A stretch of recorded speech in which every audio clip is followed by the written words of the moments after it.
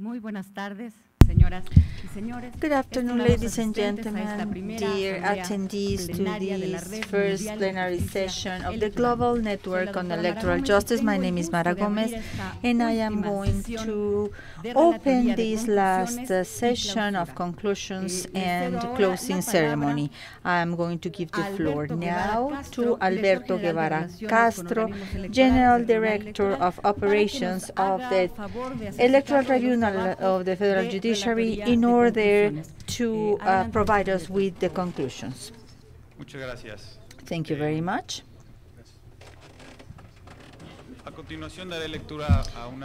I am going to read the conclusions on the works that we have been developing during these 2 days of electoral justice.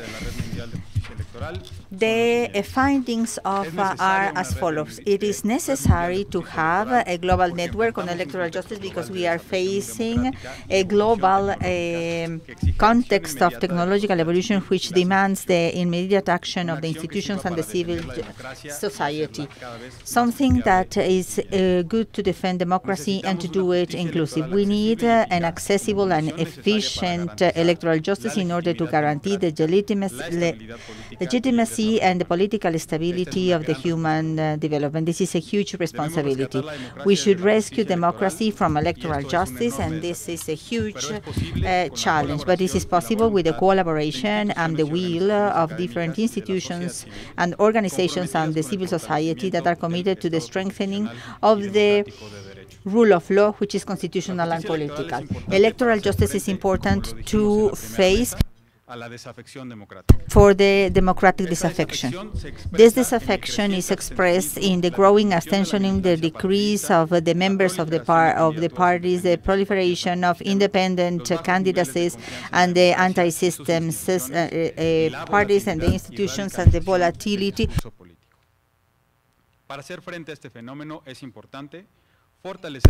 It is important to strengthen transparency and independence of the institutions that are organizing the institutions and exert electoral justice. Second, to drive the electoral justice in order to include the minorities and disadvantaged, the respect of human rights and the legality of elections. 3, to rethink the democracy model in order to face the new economic, demographic, and technological realities. And 4, to promote citizen participation and the democratic responsibility of institutions and citizens. In the second table about political financing, we evidence that there is no contended agreement but it shows a clear consensus on the next one. Political financing, which is uncontrolled, unrevealed, illicit, and opaque, is one of the main threats for democracies currently. 2, the aim of any political financing model, public, private, or mixed, should be to guarantee equity in elections, independence of politics before other de facto powers, and to defend democracy. 3, it is paramount to promote citizen participation and to strengthen the transparency and accountability in order to limit the influence of money in politics, mainly of illicit money. 4th, the oversight of money in politics should create correct incentives in order to abide by law, and politics as well as power should not be a monopoly of anyone. In the third table about equal policy participation, we set out that limits to human rights should be rational and proportional to the aim that they are trying to acquire. In this case, the minorities and disabled groups, like, for example, young people, women, and people that are disabled, should bring a balance between the two types of democracies. This is an essential value of democracy. That's why it's important to create the juridical and legal conditions in order to guarantee the accessibility and the parity in political competition, in the access to public offices, and to be able to have the services of the state. Along these lines, it is important to restitute the rights of all the persons that are in disadvantage and to create a reasonable balance. And finally, in a table on digital revolution and political life, we set out that the social media and new IT have already modified all the aspects of the democratic game. It is paramount and important to adapt to this change. The regulation model, it's overcome, but the rules and the regulations cannot be a deregulated area. The question is what model of the regulation we need to use. Between self-regulation and regulation, we need to choose the most adequate model. Now, regarding the relationship between democracy and new technologies, it is necessary to address all the stress and in this area and the equity in the elections. The stress between the free trade and the balance in the elections when we are trying to judge the role of the intermediaries in these elections and to guarantee that everyone has access to them. The challenge to take advantage of new technologies and social networks in order to have an open justice and to get closer citizens and the institutions and to have the same language and the accountability in real time is paramount. The risks of not solving these matters are going to be worsen with the political will of the contemporary democracies. So we reached the following agreements as a result of these conclusions. First of all, to constitute formally the Global Network on Electoral Justice through the adoption of the Articles of Incorporation of the Global Network on Electoral Justice called Agreements in San Miguel. Second, to set up the first council that is going to be integrated by the Presidency Mexico, Vice Chair South Korea, the second Vice Chair Spain, the third Vice Chair Dominican Republic, and the fourth Vice Chair South Africa. Third, to constitute the Consultative Council of the Global Network on Electoral Justice with the participation of the Political and Constitution Center study centers in Spain, the International Foundation for Electoral Systems, the Foundation Getulio Vargas, International Organization for the Law of Development, the Lille University, and Siena University. Fourth, to constitute the Technical Secretariat under the responsibility of the Electoral Tribunal of the Federal Judiciary in Mexico. Fifth, to start the platform, the interactive platform on electoral justice, and to name a link for and to appoint a link for this. Sixth, to agree on in order to hold a meeting in 2018. And seventh, to thank organizers and all the participants in the first assembly of Global Network on Electoral Justice and to reinstate the commitment with democracy and electoral justice. Thank you very much.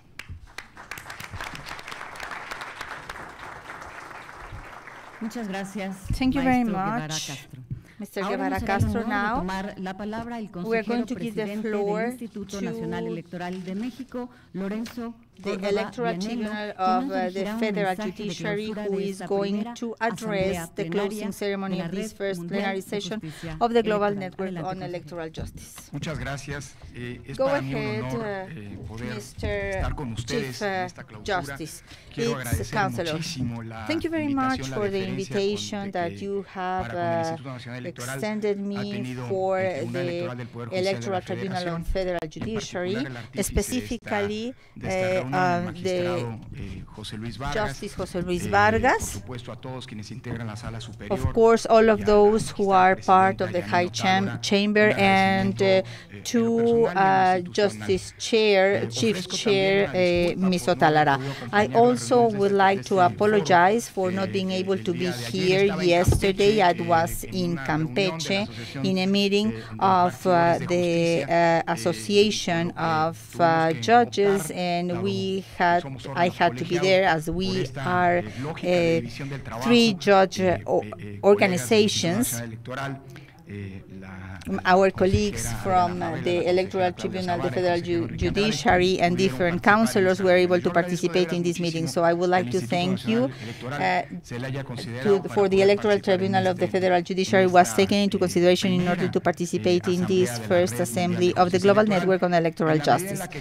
So, as far as we are a justice body, we are not only a jurisdictional body, but we are a complex part of a complex system, regulatory system in the administrative area, and who solves the disputes among the political stakeholders, and of course a body that in the electoral tribunal has the instance of revising, validating, and controlling the constitutionality of our actions. So thank you very much for taking us into consideration.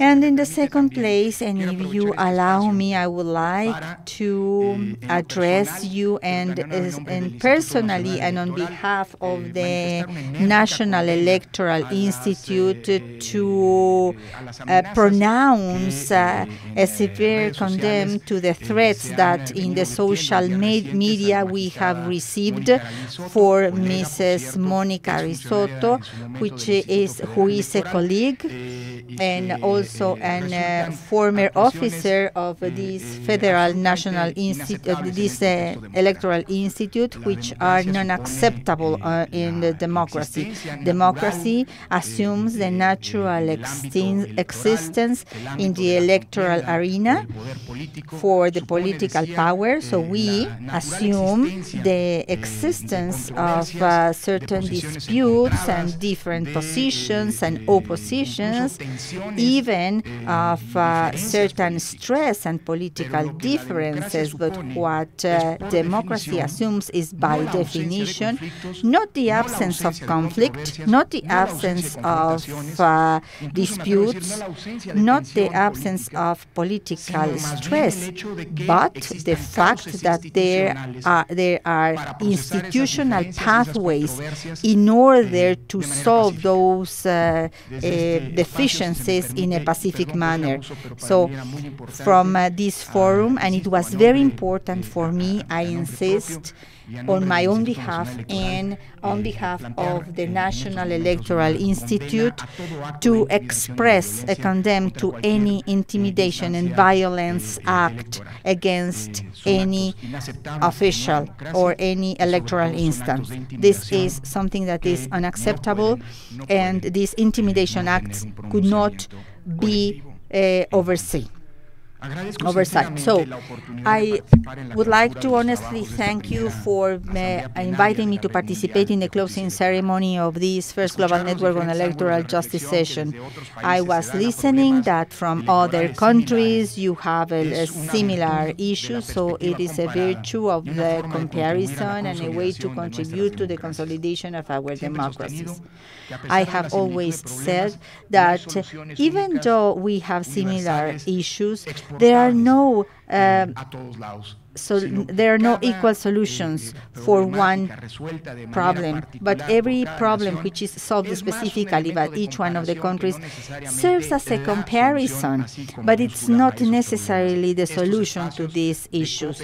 So these cooperation forums, this exchange of experiences are very enlightening, not to build a unique solution, but to analyze, to provide feedback on how different societies are facing problems and challenges, problems or issues that are similar, of course, in the democracies of the world.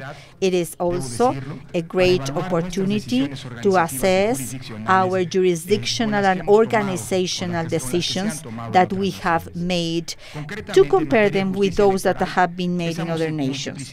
So these different scopes indicates that it is essential that all the democracy systems have to find the ways to solve the disputes that have to arise in all the elections. to fight for power could not be compared to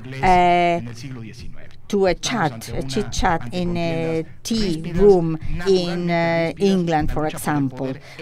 Fight for power is that, but what defines fight for power in the democracies is that there are pathways to solve, as Cardboard said, they used to say, the change on those that are the decision makers happens without bloodshedding.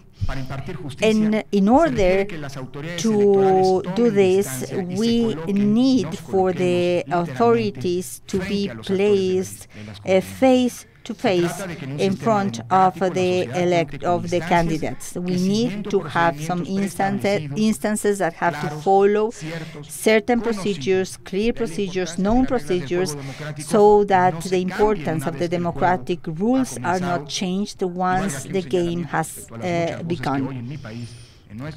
And I would like to tell you that now in our country they are speculating about the possibility of changing electoral rules, even going against the article that the Constitution forbids that once the electoral process has begun, the rules are changed. And for those who say that if that's the problem, well, let's change the Constitution and let's get rid of this prohibition, this banning.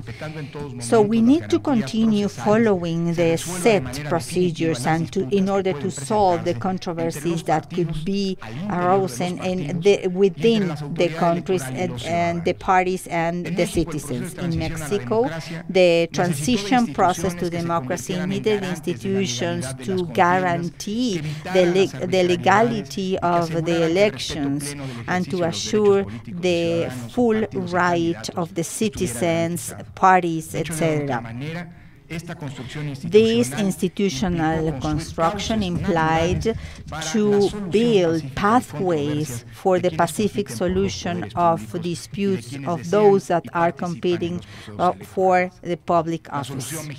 The Mexican solution, as we have already mentioned, accounts for this extraordinary text that the Electoral Tribunal has provided to you. In this case, the Mexican solution meant for the creation of an electoral tribunal in order to solve all these issues and to control all the actions of the electoral organizations regarding the constitutionality and legality. Now, in order to understand the magnitude of this, let me remind you about the evolution, the great moments of the evolution of this certainty component in our electoral justice system. Before 1996, there was no juridical body that could guarantee all this. It was the administrative authority, the one who knew about the resources and the bodies that were already elected, qualified the constitutionality and the democracy of the elections from that they were a result of. That reform in 1986 created an instance of an administrative instance, and this was not the last instance, but the tribunal had the virtue to open the pathway. And this is a characteristic of the electoral Mexican system, a body which is in charge of organization and one that is going to surveil or to oversee all these remedies. Now, the INE is not only making the elections, but they also are solving these disputes. But maybe in another occasion we can discuss about this model later on or in the future.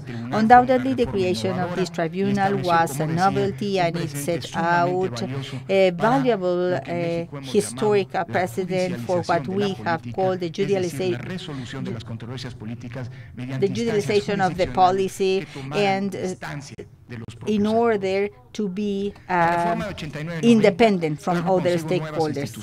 The reform of 1990 also brought to us a solution as an ideal formula in order to face the lawsuits in politics.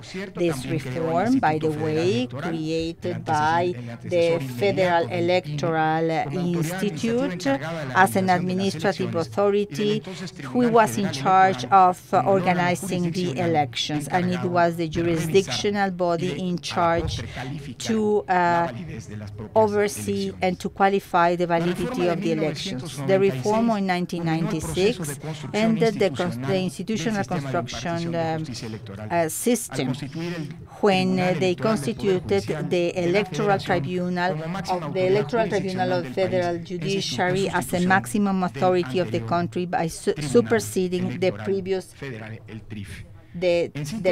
previous electoral tribunal. So the reform of 1996 ended with an institutional reform which allows the parties and the citizens to have a pathway to solve all these issues.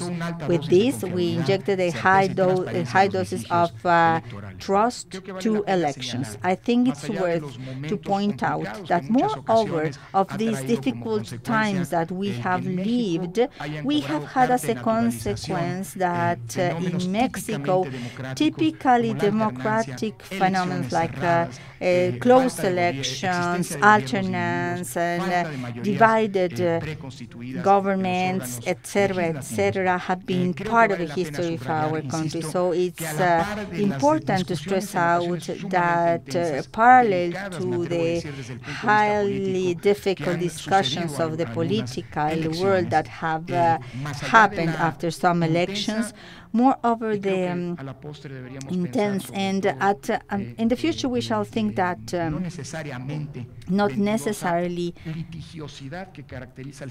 legality of the electoral system in Mexico, all the rulings and all the jurisdictional qualifications have been respected. I insist.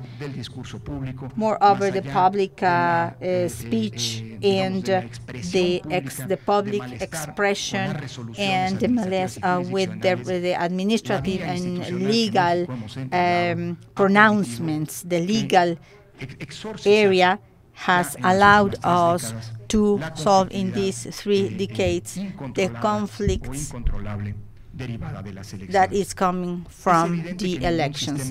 It is obvious that no electoral system is not going to have controversies, but the institutional order has to provide with the necessary instruments to solve all these referendums in a peaceful manner.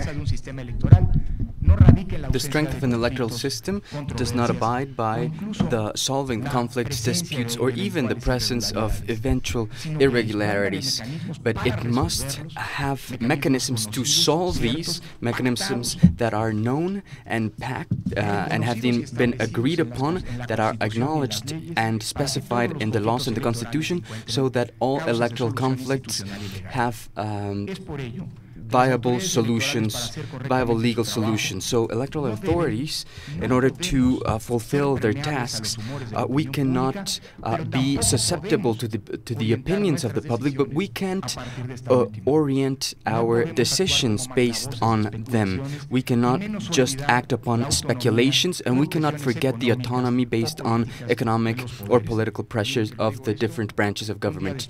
And I'm saying this one day after the National Electoral Institute, when facing the organizing and hosting the largest election in the history of Mexico, has made the largest budget cut to a federal authority. Regardless, the National Electoral Institute will be the guarantor that we will make sure that these elections are founded upon constitutional principles and the popular will, the will of the population, will be abided by. I would like to say that in the context of these upcoming elections, it is very important to highlight something that we have been emphasizing from the administrative and from the jurisdictional sides, the importance of the dialogue between the electoral authorities, between the INE and the Electoral Tribunal. And I'm talking about a constructive dialogue that will be a compass, a guiding compass, so that in the INE we can understand from on the one side the logic, the rationale, the trend, and the set of criteria built by the Electoral Tribunal through their rulings. But also, on the other hand, it's an opportunity for the Electoral Tribunal, which is a jurisdictional body that has to base their decisions on what's written on the files, can be aware of the context in which the cases and the decisions that are subject to their opinion are also important. There are some cases that imply that we need to strengthen that dialogue, that communication, just by, sometimes just reading the file, the dossier, would have helped the one of the two institutions, and not doing so, it can cause problems when organizing elections, when hosting elections. Also, sometimes the INE hasn't been able to make available for the tribunal the necessary elements so that they can do their job in a proper way, with all the necessary information. But these cases are a contrast, because we also have cases of success, where the court, an administrative and a jurisdictional one, have the communication between both of them has really provided us with a lot of success. So it is very important to know the legal policy of the tribunal so we can foresee the criteria. That is the certainty principle that permeates over the elections. So for the INE to be able to put on the table all this information will of course create a better environment so that the tribunal can issue informed rulings. So from this communication, only one thing can arise, which is strengthening the Mexican electoral system. We both know it. This is a premise that is absolutely correct. If one of the bodies, the INE or the Electoral Tribunal, does poorly in an election, the other body will also do poorly. So we have a co-responsibility that we are going to fully fulfill. Along these lines and in this context, I think that the horizontal and multilateral cooperation meetings such as this one can be extremely useful to know of the alternatives that in other countries and continents have been applied to address the challenges and the problems they have faced. And I'm sure that these mechanisms and the conclusions that we have reached are evidence of the need, and I'm talking about institutional learning regarding what has been discussed here. We need to make of these elections the most widely explained elections for the public, I mean, because we usually take for granted and think that the people, the general public, know how our institutions work and the procedures and the limits that we have as per the Constitution. And I think that's a mistake right now when citizen disillusionment is fed by fake news, by speculation, and by political speech. I think that electoral authorities, we have to teach the public, and we have to explain. We cannot just assume that people know, and I'm talking about Mexico, what throughout 3 decades has been being built like that process that we have called the trust chain. And I would like to close with an example. It's a self-critique, actually. A few weeks ago in the General Council of the National Electoral Institute, we approved something that's a routine, the indelible ink to prevent someone voting more than once.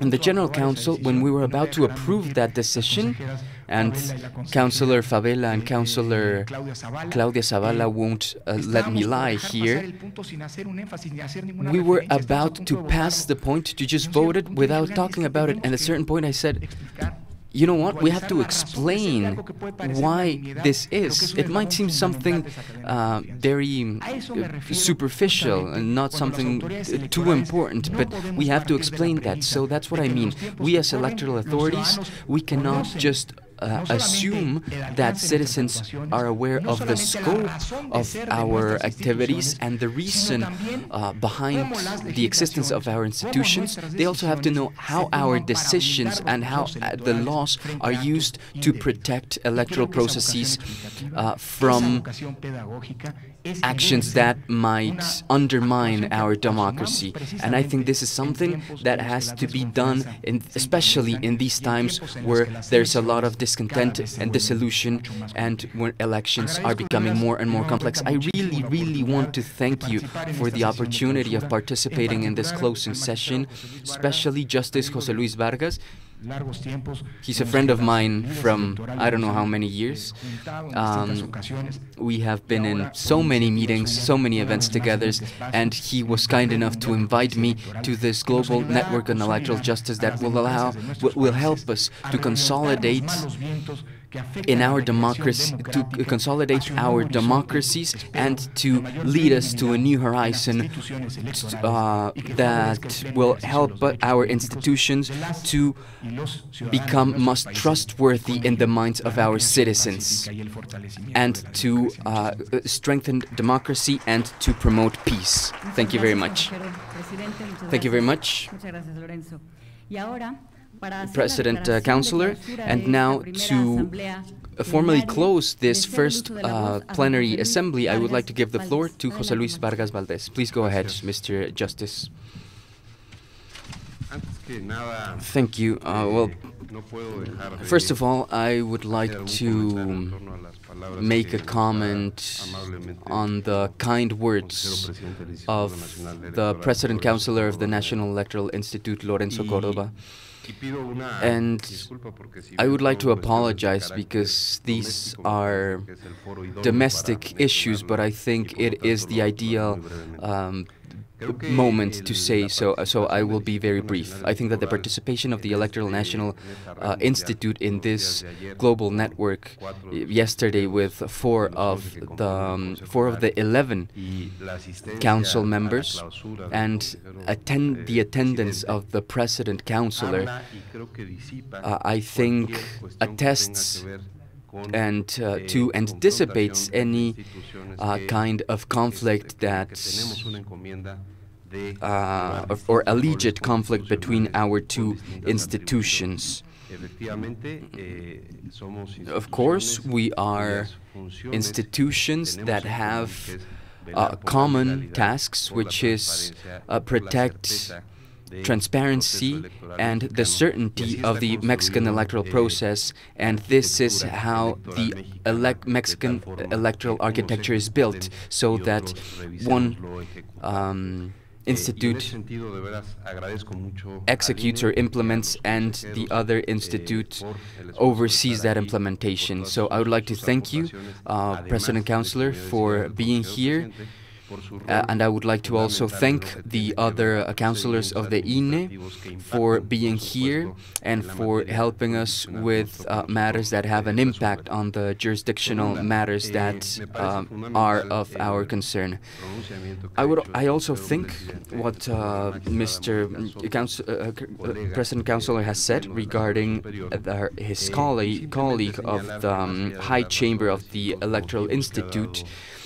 And besides what Lorenzo already mentioned, that concern is also exists in the personal sphere of Justice Soto as a woman, as a mother, as a professional. And in the last few days, I mean, we were talking about the relevance of maintaining the independence and impartiality of the electoral judges. I think that that has to be the vision with which we need to address all actions, pressure, or any other kinds of actions that aim to affect or have an impact on the independence of the judges. I will now conclude with my closing words, closing comments. First of all, I would like to thank the United Nations Development Program, International IDEA, as well as the Organization of American States.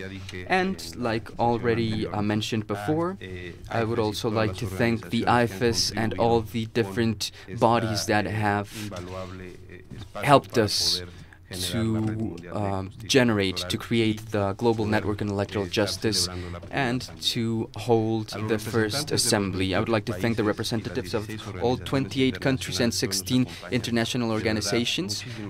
Thank you very much for your effort, for the long hours that it took you to get here to San Miguel de Allende, and above all for the enthusiasm with which we have held this event and exchanged information and knowledge for electoral conflict resolution. I would also like to thank the academic institutions and specialized centers in electoral matters.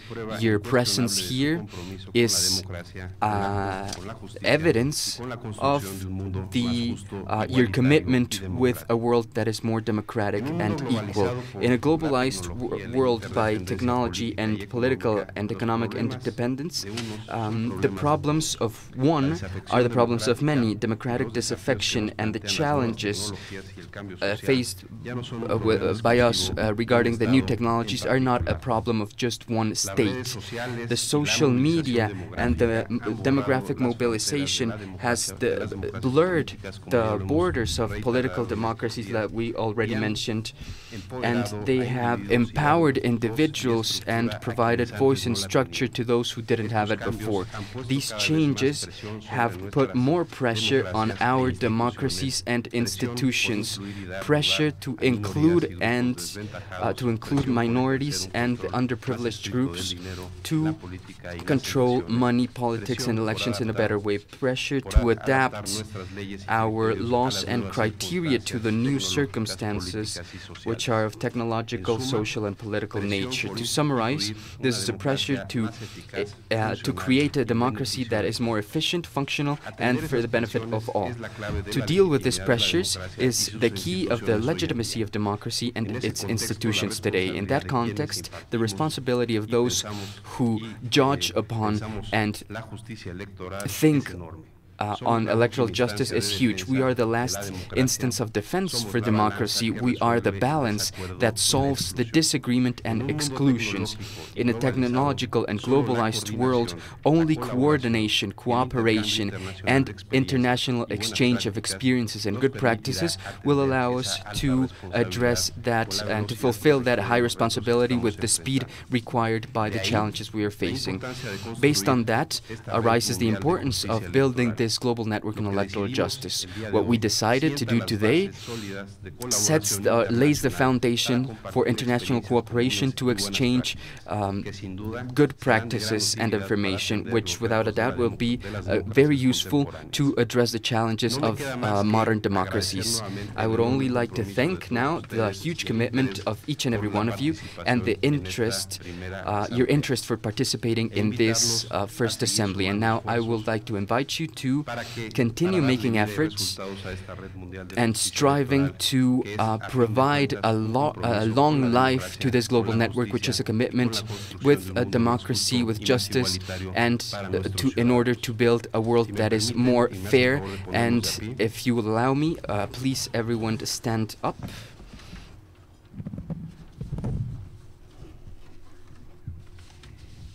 In San Miguel de Allende, today at 1 p.m. with 1 minute, November 11th, 2017, I declare formally closed the activities of the First Ordinary Assembly of the Global Network on Electoral Justice. Thank you for your attendance.